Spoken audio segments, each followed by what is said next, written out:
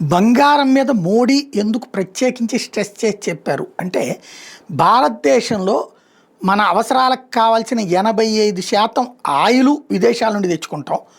దానివల్ల మనకి ఆ దిగుమతి కారణంగా మనకి విపరీతమైనటువంటి విదేశీ మారక ద్రవ్యం డాలర్లలో అవుతుంది. రెండో పక్కన బంగారం 700-800 టన్నుల బంగారం వినియోగిస్తుంటే, అందులో దేశీయంగా ఉత్పత్తి అయ్యేది కేవలం 5-10%. 90% పైగా బంగారం దిగుమతే చేసుకుంటున్నాం. బంగారం, ముడి చమురు ఈ రెండిటికి అమెరికన్ డాలర్లలో చెల్లిస్తూ ఉండటమే అత్యంత ప్రమాదకరంగా మారుతోంది. దాని వలన మన విదేశీ మారక ద్రవ్యం లోటు పెరిగిపోతుంది. అలాగే రాబోయేటటువంటి రోజుల్లో ఇంకా పెరిగేటటువంటి పరిస్థితి ఉంది. హార్ముజ్ జలసంధిని ఎప్పట్లో వదిలిపెట్టేందుకు, దిగ్బంధం వదిలిపెట్టేందుకు ఇరాన్ సిద్ధంగా లేదు.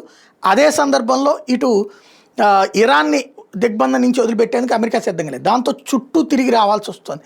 దానివల్ల అవుతున్నటువంటి ఖర్చు విపరీతం.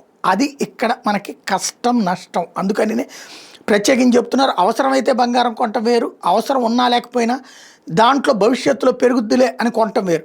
పశ్చిమాసియాలో ఉద్రిక్తతలు ఎప్పుడు చల్లారుతాయో తెలియని పరిస్థితుల్లో, చమురు ధరలు అమాంతం పెరిగినటువంటి సందర్భంలో, అలాగే సప్లై చైన్స్ దెబ్బతిన్నటువంటి సందర్భంలో వర్ధమాన దేశాల కరెన్సీలన్నీ ఇబ్బంది పడుతున్నాయి. ఈవెన్ మంది కూడా 94, 95 మళ్ళీ వెనక్కి వచ్చి ఇట్లా నడుస్తుంది.